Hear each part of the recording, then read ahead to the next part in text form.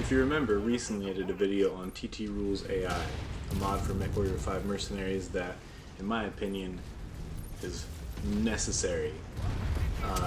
Vanilla MechWarrior 5 AI is very troublesome. It has a lot of issues. TTRulez AI does so much to not only fix those issues and smooth over the incongruencies in the intended AI, but also adds a whole lot more features that makes battles so dynamic and even tactical, rewarding you for doing things like placing your lance mates in a certain spot to fulfill a certain role.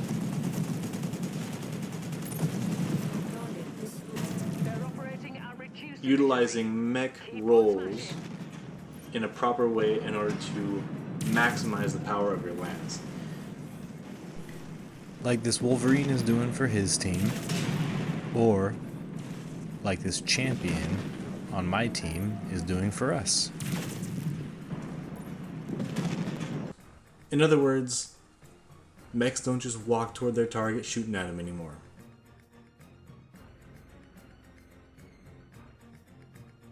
I've been getting a lot of comments, or seeing comments, not only on that video, but also elsewhere on the internet, that people seem to be frustrated with TTRulez AI. Now that's fair enough. Folks have their experience with the game. I have a theory, and it has to do with the fact that we don't read readmes anymore, which again is fair enough. I don't really either. Reading the readme, I think, is necessary to fully utilize this mod. So we're going to go through it. I intend with this video to make a comprehensive or nearly comprehensive guide on TTRulez AI. Hopefully this guide can be of use to you. So please enjoy.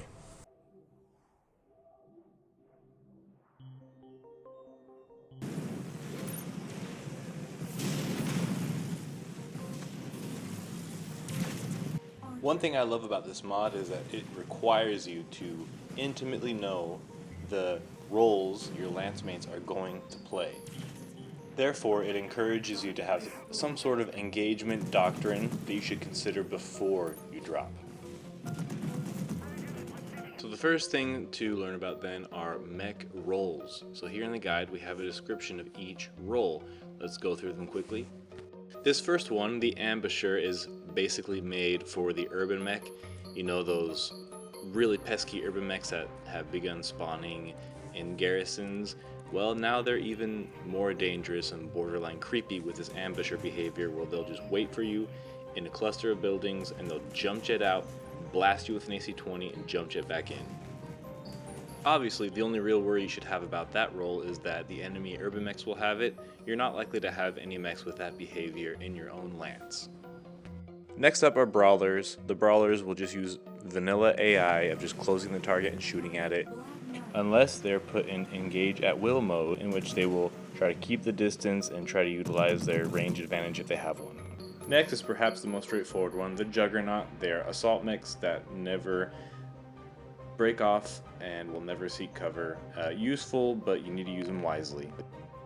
I don't have good footage to show how scout mechs work. They have a lot of behaviors associated with them, but I don't really know how to use them. I'm sure in the early game their priority of selecting vehicles and turrets is very useful.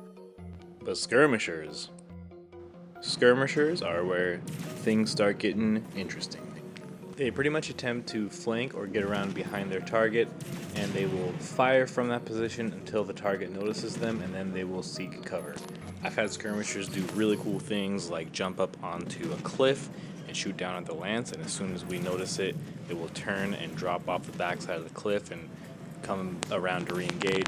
They're real fun to fight, and they're really fun to observe on your own team. Next is strikers. They act pretty much like skirmishers, but they tend to be lighter mechs. Something like a Jenner or a Commando with a lot of firepower for its weight will be a striker. It will attempt to fire and then run away. A lot of hit and run going on with those. Snipers and fire support, missile boats, these are some of the most useful roles in the game.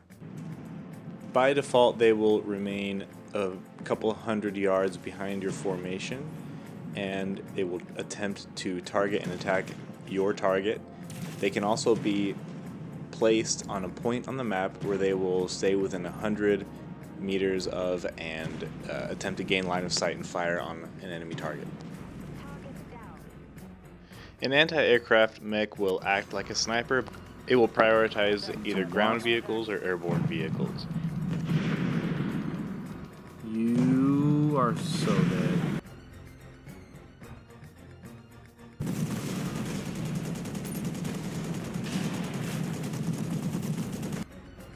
Here we'll give a quick overview of how to command the lance, utilizing our new tools. The biggest new tool we have is the F7 menu. As you can see here, everything is pretty much the same. There's some new icons indicating certain things there next to it. But as you see here, here's the F7 menu. So the way this more or less works is that you must first select your lance mate with the function key that corresponds to them, and then press F7 to bring up an additional menu. From here you can do a lot of useful things like change their role, which comes in handy. If you have a brawler that's heavily damaged, you can turn it into a fire support mech just to put it in the back line, where it can still be a little bit useful but also protect itself a little better, and other things. You can get creative with the roles, and you can also change how closely they will follow the formation and how much your friendlies should focus on a single enemy versus engaging whatever they can. In other words, you can order them to focus fire on a target until it's dead, or to attack any target that makes the most sense. And so those little differences in behavior you can control from this menu, and you can get pretty deep with it, but I will tell you a much more immediate way to get the most out of TTRulez AI.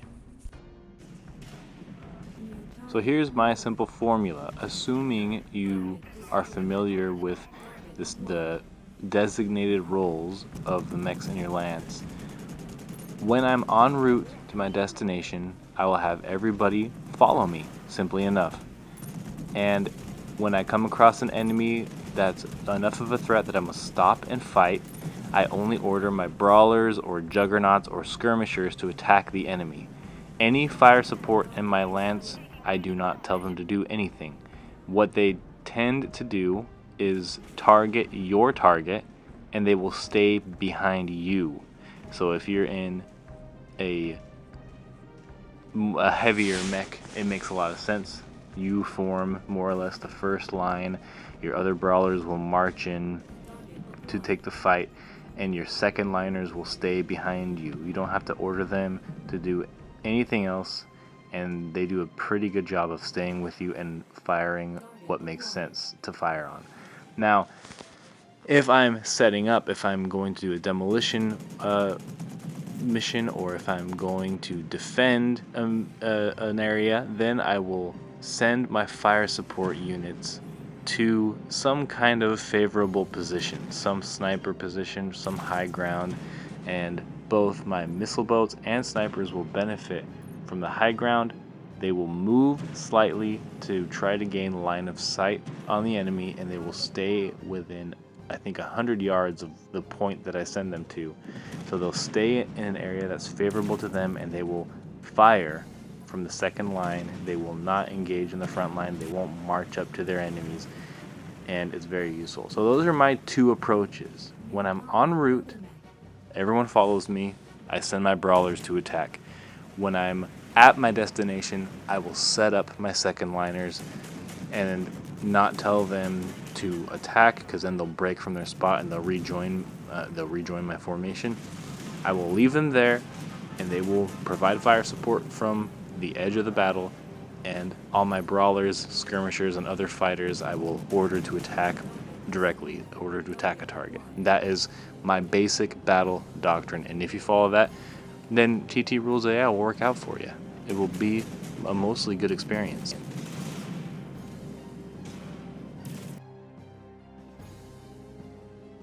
Here's some last minute tidbits and details that really help round out the whole TTRulez AI package. One neat detail is, depending on the enemy faction, when a mech hits a certain damage threshold, they can trigger certain panic behaviors. So depending on what the faction is, that might mean they run up to you and in a kamikaze kind of way forcibly eject their reactor, their fusion reactor, in order to cause a blast to harm you. It might mean they just charge in and melee you without intending to self-destruct. It might mean they run away, and if they hit a certain distance and they break line of sight from all your friendlies, then they'll despawn.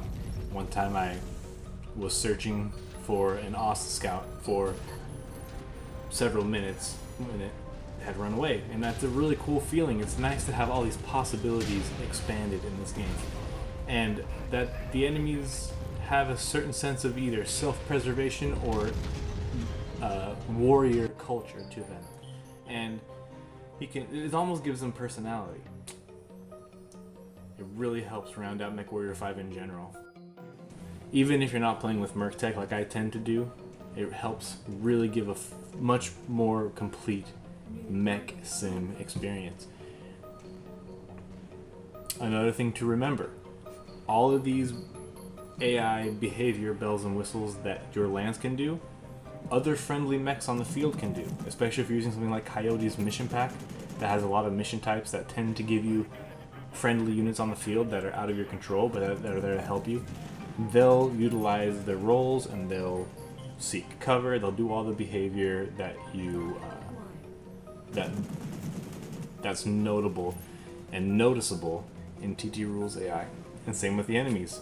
Mechs that in vanilla MechWarrior 5 were never a big deal, something like a panther or a commando, suddenly are much more dangerous because a panther will stay up on a ridge line or behind a tree line and poke away at you with that PPC, or commando will effectively utilize cover to flank you and come in behind and shoot those SRMs into your back.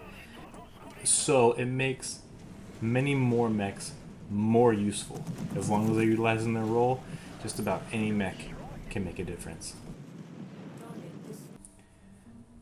I hope this guide was able to help you get more out of TTRulez AI, particularly if you've been frustrated by it, and I hope it helps you understand that yes, it does require a little extra work. It requires you to really manage your squad and develop a doctrine that works for you, and to understand the mechs that you're bringing onto the field.